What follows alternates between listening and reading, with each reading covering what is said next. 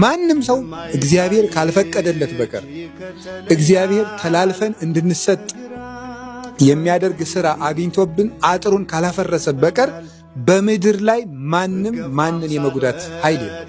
ማንም ማንን መጉዳት አይችልም። ከኛ እንድንጎዳ የሚያደርግ ክፋት ካልተገኘብን በቀር ዕዳ ከሌለብን በቀር ክፍተት ካልተገኘ በቀር ሰው ሰውን አይጎዳም። ያ ማለት ሰዎች ክፉ አይደሉም ማለት አይደለም። ሰዎች ክፉ አይደሉም ማለት ሳይሆን ክፉ ሰዎች ሊጎዱን የሚችሉት ከነሱ ክፉነት የተነሳ ሳይሆን የነሱ ክፋት እኛን እንዲጎዳ ሆነን እስከተገኘን ድረስ ነው ማለት ያ ነው የሩጫው እንቅፋት የሰው ልጅ ራሱ። አሁን እንግዲህ ልብ ብላችሁ ስሙ።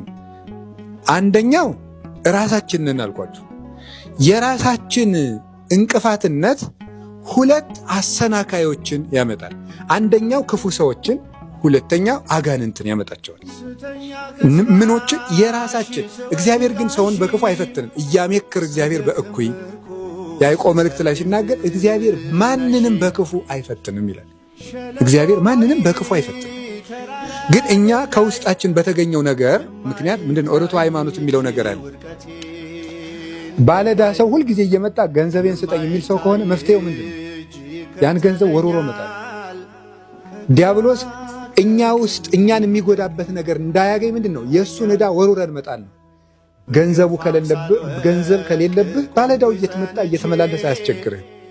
የዲያብሎስ ገንዘብ የሆነች ክፋት ሰውነት ውስጥ ከሌለች ዲያብሎስ ምንም ሊያደርግ አይችልም። ጌታ ምንድን ነው ያለው? ወይ መጽ መልአኩ ለዝንቱ ዓለም ወይ ይረክም እንተኒ በላዕሌየ። የዚህ ዓለም ገዥ ዲያብሎስ ወደ እኔ ይመጣል፣ በእኔ ላይ ምንም ነገር አያገኝም ነው። ስለዚህ ምንም ነገር እስካልተገኘበት ነገር ድረስ ዓለም ሰውን ሊጎዳው አይችልም።